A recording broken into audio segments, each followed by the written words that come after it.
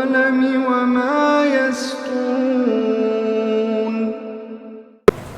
नाज़रीन अस्सलाम वालेकुम वरहमतुल्लाहि वबरकातुहू। सीधी बात की ताज़ा तीन खबरों में आप लोगों का इस्तकबाल है। आइए सबसे पहले आज की सुर्खियों पर नजर करते हैं। पुलवामा हमला, अपने घर वापस लौटने के लिए पंजाब पहुंचे 300 से ज्यादा कश्मीरी तलबा। कश्मीरी मुसलमानों पर जगह जगह पर हमले की खबरें। अहम खबर, देवबंद में जेर तालीम कश्मीरी तलबा को बजरंग दल के कारकुनान ने धमकाया। मध्य प्रदेश, शादी की तकरीब से वापसी के दौरान एक ही कुंबे के 5 अफराद समेत 6 की मौत। सीजेआई की आवाज में फर्जी कॉल, कुछ वकीलों को जज के ओहदे पर सिफारिश करने की बात कही गई। मगरबी बंगाल, अपनी ही बेटी को अगवा करने के इल्जाम में बीजेपी लीडर गिरफ्तार। ज़रूरी मसाइल, बेरोजगारी, बांटने वाली ताकतें और माहौलियाती तबाही सबसे बड़ा मुल्क का चैलेंज, मनमोहन सिंह का बयान। केरला यूथ कांग्रेस के 2 कारकुनों का कत्ल, पार्टी ने सीपीएम को जिम्मेदार ठहराया।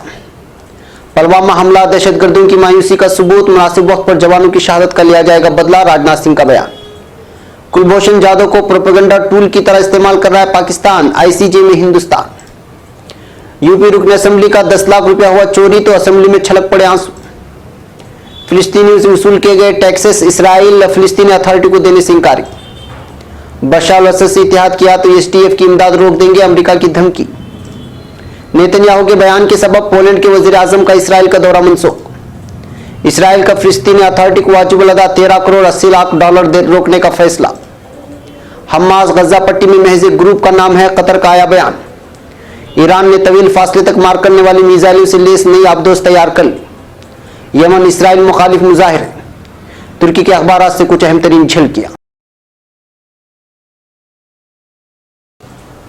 नाज़रीन अस्सलाम वालेकुम वरहमतुल्लाहि वबरकातुहू। सीधी बात की ताज़ा तीन खबरों में आप लोगों का इस्तकबाल है।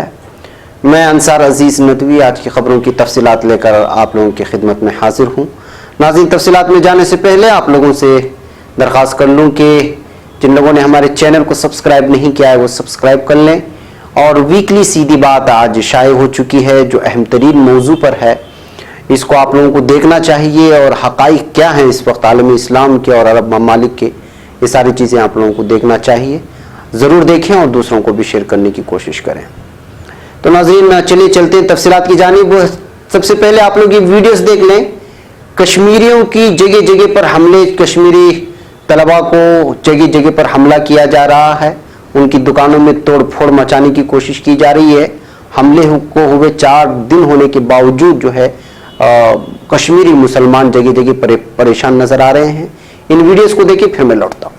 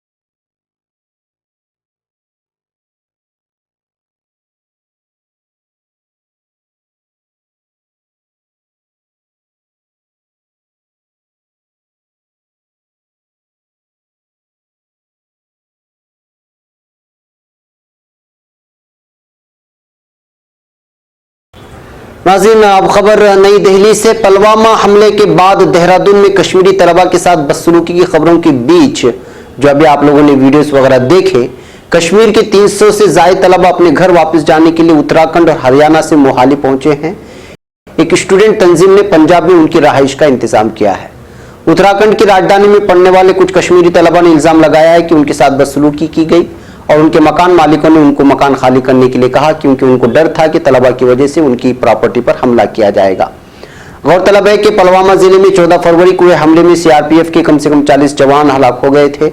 जम्मू कश्मीर की तलबा तंजीम के सदर ख्वाजा इतरत ने बताया कि गुज़िश्ता 2 दिनों में तकरीबन 280 तलबा देहरादून से, तकरीबन 30 तलबा हरियाणा के अंबाला जिले से यहाँ पहुंचे हैं। उन्होंने बताया कि तकरीबन 150 तलबा जम्मू की जानिब रवाना हो चुके हैं, जहां से वो कश्मीर घाटी वाक़ अपने घरों को चले जाएंगे।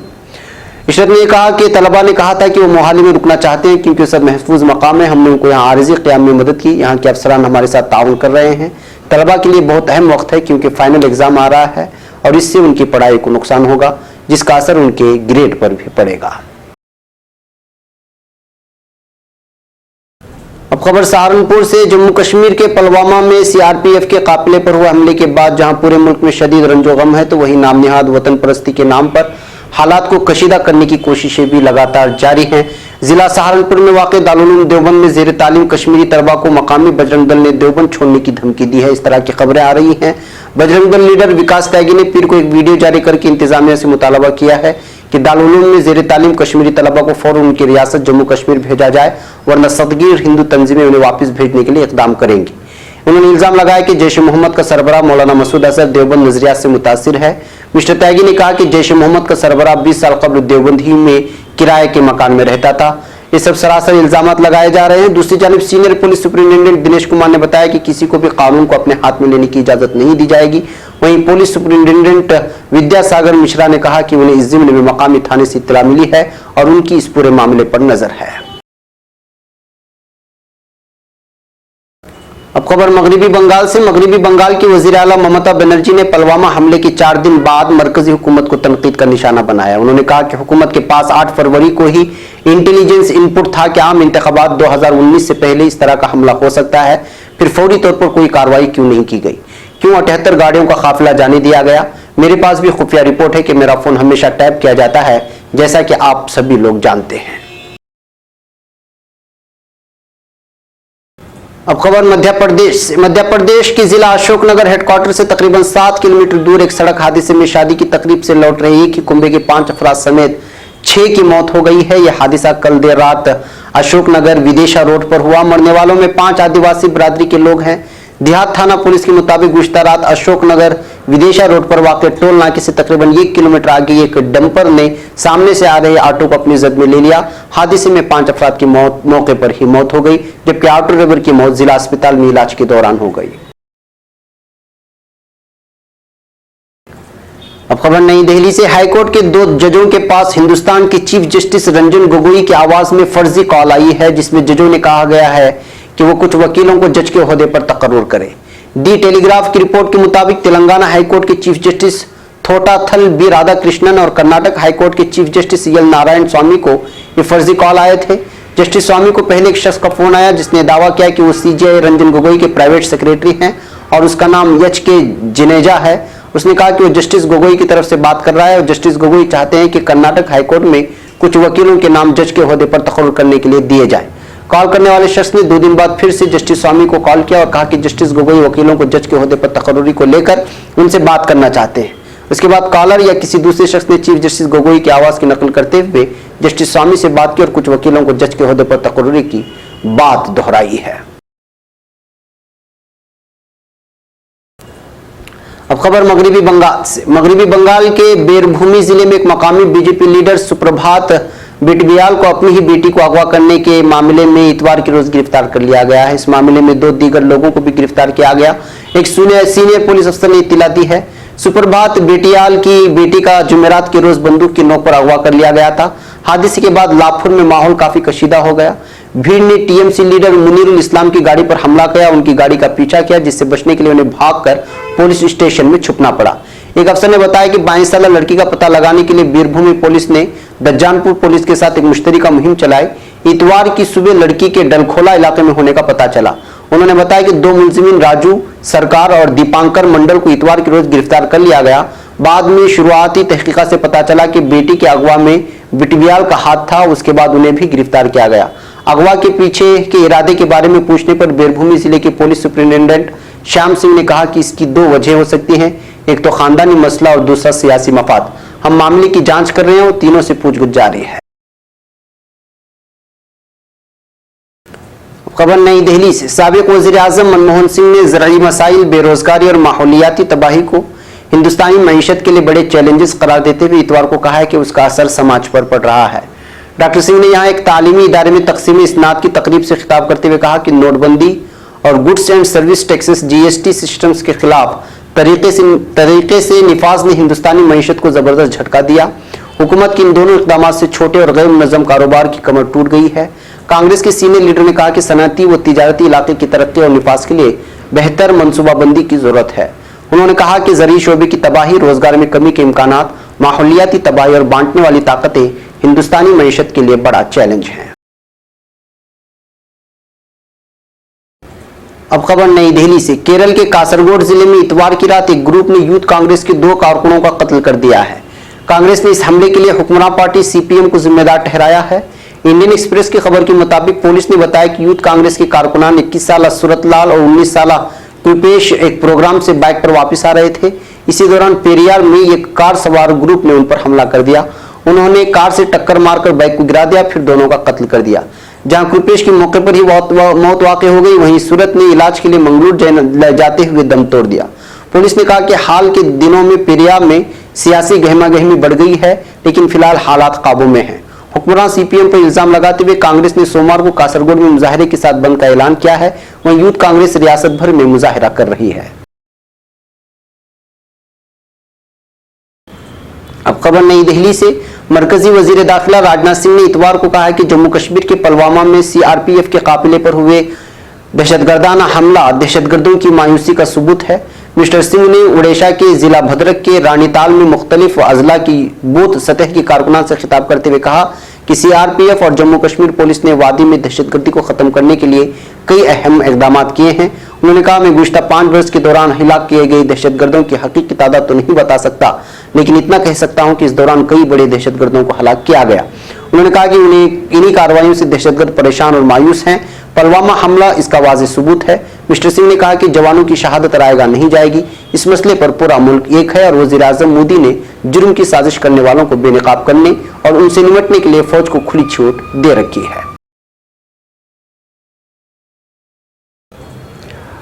अब खबर ICJ के ताल्लुक से। कुलभूषण जाधव के मामले में international court of justice ICJ में पीर को आखिरी समाअत शुरू हुई। 4 दिनों तक चलने वाली इस समाअत के दौरान हिंदुस्तान की तरफ से पेश हुए हरीश साल्वे ने कहा कि ICJ से इंसाफ नहीं मिलेगा तो इंसाफ के लिए कहां जाएंगे। इंटरनेशनल कोर्ट में हिंदुस्तान के बाद 19 फरवरी को पाकिस्तान अपना मौक़िफ़ पेश करेगा। 20 फरवरी को दूसरे राउंड में पाकिस्तान के जरिए मौक़िफ़ पर हिंदुस्तान जवाब देगा, जबकि पाकिस्तान को यह मौका 21 फरवरी को मिलेगा। ख्याल रहे कि 47 साल के जाधव को पाकिस्तान की फौजी अदालत ने अप्रैल 2017 में फांसी की सजा सुनाई थी। पाकिस्तान ने इनके खिलाफ हिंदुस्तान का जासूस होने का इल्जाम आयद किया है। अब खबर लखनऊ से। उत्तर प्रदेश असेंबली में उस वक्त सारे अराकीन हैरतज़दा रह गए जब समाजवादी पार्टी के आजमगढ़ से रुकन असेंबली ने आपदीदा होकर असेंबली में अपने 10 लाख रुपए की गुमशुदगी का माजरा कह सुनाया। आजमगढ़ के मेहनगर असेंबली हल्के से रुकन असेंबली कृपनाथ पासवान ने असेंबली में 19 दिसंबर को उनकी गाड़ी से 10 लाख रुपए चोरी होने की इत्तला देते हुए कहा कि अगर उनके पैसे उन्हें वापस नहीं मिले तो वो खुदकशी कर लेंगे। अपने आंखों में आंसू भरे रुकन असेंबली कृपनाथ पासवान ने बताया कि मैंने कभी 10 लाख रुपए नहीं देखे थे। मैंने अपने घर की तामीर के लिए स्टेट बैंक ऑफ इंडिया से 10 लाख रुपए निकाले थे। मैं आजमगढ़ के एक होटल में अपनी कार के आने का इंतजार कर रहा था कि इसी दरमियान जिस सूटकेस में रकम रखी हुई थी वो गायब हो गई। पासवान ने आपदीदा आंखों से असेंबली में कहा कि उनकी लाखों कोशिश के बावजूद रकम नहीं मिल सकी। निज तहरीरी तौर पर शिकायत करने के बावजूद पुलिस ने इस मामले में कोई FIR दर्ज नहीं की है। तमाम ही अराकीन असेंबली पासवान के साथ पेश आए वाक़े से हैरत में थे, जबकि अपोजिशन लीडर रामनाथ कोविंद चौधरी ने FIR दर्ज न किए जाने पर सवाल उठाए। नाज़रीन, अब खबरें आलम इस्लाम और आलम भर से हैं। पहली खबर फिलिस्तीन से। इस्राएली हुकूमत ने फिलिस्तीनी अथॉरिटी पर एक और माशी बम गिराते हुए अपने जिम्मे वाजिबुल अदा 10 करोड़ 38 लाख डॉलर की रकम ये कहकर रोक दी है कि अथॉरिटी इस रकम से इसराइल के खिलाफ मुजाहमत करने वाले फिलिस्तीनियों के खानदानों की किफालत पर खर्च कर रहा है। एक रिपोर्ट के मुताबिक इसराइली काबिना की इतवार के रोज होने वाली इजलास के बाद जारी करदा बयान में कहा गया कि फिलिस्तीनी अथॉरिटी को टैक्सों की मुद्द में अब 10 करोड़ 38 लाख डॉलर की रकम अदा नहीं की जाएगी, क्योंकि यह रकम उन फिलिस्तीनी कैदियों के अहल खाना की किफायत पर खर्च की जाती है जो इस वक्त मुजाहमती कार्रवाइयों के इल्जाम में इसराइली जेलों में कैद है। इसराइल और उसकी इत्तेहादी अमेरिका का मौकफ है कि फिलिस्तीनी अथॉरिटी को मिलने वाली रकूम फिलिस्तीनी मुजाहमतकारों के खानदानों की किफायत पर खर्च की जा रही है। अब खबर अमेरिका से। शाम में दाइश के खिलाफ सरगर्म बैनुल अक़वामी इत्तेहाद की फोर्सेस के अमेरिकी कमांडर जनरल पॉल लेकामेरा ने इंदिया दिया है कि अगर सीरियन डेमोक्रेटिक फोर्सेस के जंगजुओं ने बशार हुकूमत या रूस के साथ इत्तेहाद कायम किया तो अमेरिका एसटीएफ के लिए अपने अस्करी इमदाद रोक देने पर मजबूर होगा। इतवार की शब जारी बयान में जनरल लेकामेरा ने मजीद कहा कि अगर कुर्द जंगजू अमेरिका की शिराकतदार रहे तो वाशिंगटन उनको तरबियत देने और मुसल्लह करने का सिलसिला जारी रखेगा। अमेरिकी जनरल ने दाइश के खिलाफ कुर्दों की मुश्किल कामयाबी को भी सराहा। शाम के हवाले से गुज़िश्ता चंद घंटों के दौरान बिलखुसूस म्यूनिख सिक्योरिटी कॉन्फ्रेंस में मुख्तलिफ बैनुल अक़वामी मवाक़िफ़ सामने आए हैं। तुर्की ने कुर्द फोर्सेस के हवाले से अपने साबिक मौक़िफ़ को दोहराते हुए बावर कराया है कि तुर्की और शाम की सरहद की सिक्योरिटी को यकीनी बनाना और दहशतगर्द जमातों से छुटकारा पाना अव्वलीन तरजीहात में है। अब खबर पोलैंड से। पोलैंड के वजीर आजम ने अपना इसराइल का दौरा मनसूख कर दिया है। ये बात वजीर आजम के तर्जुमान ने इतवार के रोज पोलैंड की मीडिया को बताई है। तर्जुमान के मुताबिक इक़दाम इसराइली वजीर आजम बिन्यामिन नेतन्याहू के उस बयान के बाद किया गया है जिसमें कहा गया था कि होलोकॉस्ट में पोलैंड भी मुलव्वस था। पोलैंड के वजीर आजम की तर्जुमान जॉना कोबिंस्का ने बरतानवी खबर रसा एजेंसी को इस अमर की तस्दीक की कि वजीर आजम मातविश मावारोमेंस्की ने इतवार की दोपहर फोन कॉल पर इसराइली हममनसब बिन्यामिन नेतन्याहू को दौरा मनसूख करने से मुतालिक अपने फैसले से आगाह किया है। अब खबर कतर से। कतर के वजीर खारिजा मोहम्मद बिन अब्दुर्रहमान आल सानी का कहना है कि दोहा का मामला फिलिस्तीनी अथॉरिटी के साथ है। उन्होंने वाजे किया कि कतर हमास को फंडिंग नहीं करता बल्कि तमाम फिलिस्तीनियों की मदद कर रहा है। वजीर खारिजा का कहना है कि गजा में अवाम हमास नहीं है, हमास तो गजा में महज एक ग्रुप है। हमारे तमाम फिलिस्तीनियों के साथ अच्छे ताल्लुकात हैं और फिलिस्तीनियों की कानूनी नुमाइंदगी फिलिस्तीनी अथॉरिटी के पास है। इसके साथ हमारे मजबूत ताल्लुकात हैं, हम उसकी मदद और सपोर्ट जारी रखेंगे। अलबत्ता फतह और हमास के दरमियान इनक़िसाम ने गजा पट्टी में काम मुअत्तल कर दिया है। इससे कबल फतह मूवमेंट की इनकलाबी काउंसिल के रुकन मोहम्मद अल-लहाम ने इस अमर पर हैरत का इजहार किया कि अमरीकी और इसराइली हुकूमतों ने फिलिस्तीनी अथॉरिटी के लिए माली ज़राए की सूरतों को तो खुश कर दिया, जबकि इसी दौरान कतर की जानिब से करोड़ों डॉलर इसराइली टैंकों के पहरे में हमास तक पहुंचा रहे हैं। अब खबर तेहरान से। ईरान ने एक नई आबदोज समंदर में उतारने का दावा करते हुए कहा है कि नई आबदोज तवील फासले तक मार करने वाले मिसाइलों से लैस है। ईरान के सरकारी टेलीविजन पर नश्र एक रिपोर्ट में कहा गया है कि अमेरिका और इसराइल के साथ कशीदगी के बाद ईरान ने अपनी दिफाई जरूरियात के पेश नज़र नई आबदोज समंदर में उतार दी है। एक टीवी रिपोर्ट के मुताबिक आबदोज बंदर अब्बास बंदरगाह से समंदर में उतार दी गई। इस मौके पर एक शानदार तकरीब का इनेकाद किया गया जिसमें अस्करी और सियासी क़यादत भी मौजूद थी। तकरीब से खिताब में सदर हसन रूहानी ने कहा कि इस्लामी जमहूरिया ईरान अपने दिफा के लिए बर्री, फिजाई और बहरी असलहा साजी में खुद कफील हो चुका है। अब खबर यमन से। यमन के मुख्तलिफ शहरों में हजारों हूसियों ने वारसाओ में मुनक़िदा कॉन्फ्रेंस के दौरान यमन के वजीर खारिजा खालिद अल यमानी के इसराइल के वजीर आजम बिन्यामिन नेतन्याहू के करीब बैठने के खिलाफ रद्द-ए-अमल का इजहार किया है और इसराइल के साथ ताल्लुकात को मामूल पर लाने की मुखालिफत की है। अल यमानी के अमरीकी ज़ेर क़यादत और वारसाओ में मुनक़िदा मशरिक़ी वस्ता में अमन और सलामती वाले मुस्तक़बिल की हिमायत नामी कॉन्फ्रेंस में इसराइल के वज़ीर आज़म बिन्यामिन नेतन्याहू के पास बैठने के बाद हजारों हूसियों ने सूरत हाल पर रद्द-ए-अमल का इजहार किया। यमन के शहरों सना, हदीदा, जम्मार और सदा में इसराइल के साथ ताल्लुकात के खिलाफ एहतिजाजी मुजाहिरों में यमानी के नेतन्याहू के साथ बैठने की मजम्मत की गई। नाज़रीन, अब खबरें तुर्की की कुछ अहम तरीन अखबारात से। रोजनामा खबर तुर्क कन्वेंशन टूरिज्म में अब नजरे तुर्की पर के उन्वान से लिखता है कि दुनिया भर के कई एक ममालिक ने अपने कन्वेंशन से ज्यादातर तुर्की के तारीखी शहर इस्तांबुल में मुनक़िद करने का फैसला किया है। दरअसल सन 2000 ही से तुर्की के शहर इस्तांबुल में कन्वेंशन टूरिज्म का आगाज हो गया था और गुज़श्ता 10 सालों के दौरान इसमें कई गुना इजाफा देखा गया। इस्तांबुल में बड़े पैमाने पर मुख्तलिफ तनसीबात में कन्वेंशंस की सहूलियात और मुमकिन खिदमात फराहम की जा रही हैं। इस्तांबुल शहर सकाफती, तारीखी और कुदरती मनाजिर के अलावा कन्वेंशन टूरिज्म के लिए बड़ा अहम मकाम हासिल किए हुए है। इसी वजह से कन्वेंशन टूरिज्म में इसे दीगर शहरों पर फोकियत हासिल है। रोजनामा स्टार तुर्की में इंडस्ट्री के फरोग में अहम पेशरफ्त के साथ लिखता है कि तुर्की दुनिया भर में इंडस्ट्री के लिहाज से खास तौर पर टेक्सटाइल, ऑटोमोबाइल और मुख्तलिफ शोबों में दुनिया में कई एक मगरबी ममालिक से भी सबकत हासिल कर चुका है। दुनिया भर में मुनक़िद होने वाले फेस्टिवल्स और एक्सपोस में तुर्की की इंडस्ट्री में तैयार करदा शाहकारों को नुमाइश के लिए पेश किया जाता है। रोजनामा सबाह ने लिखा है कि तुर्की की डॉक्टर वोजान बतीक ने नाक को मजीद खूबसूरत बनाने के ऑपरेशन के बारे में जिस नई टेक्निक को अपनाया है वो मेडिकल के लिटरेचर में नए बाब का बाइस बना है। हालिया चंद सालों के दौरान गैर ममालिक से बड़ी तादाद में लोग, खासतौर पर नौजवान लड़कियां, अपने नाक को मजीद खूबसूरत बनवाने के लिए तुर्की का रुख इख्तियार कर रही हैं, जिसके नतीजे में तुर्की में हेल्थ टूरिज्म को भी फरोख्त हासिल हो रहा है। नाज़रीन, ये थी आज की ताज़ा तीन खबरें। अगली ताज़ा तीन खबरों के साथ फिर आपसे मुलाकात होगी। इजाज़त से पहले आपको इत्तला कर दूं कि आज की वीकली सीधी बात शाये हो चुकी है, उसको ज़रूर देखें और हमारे चैनल को ज़रूर सब्सक्राइब करें। हमें यहाँ पर इजाज़त दें। अस्सलामु अलैकुम रहमतुल्लाहि व बरकातुहू।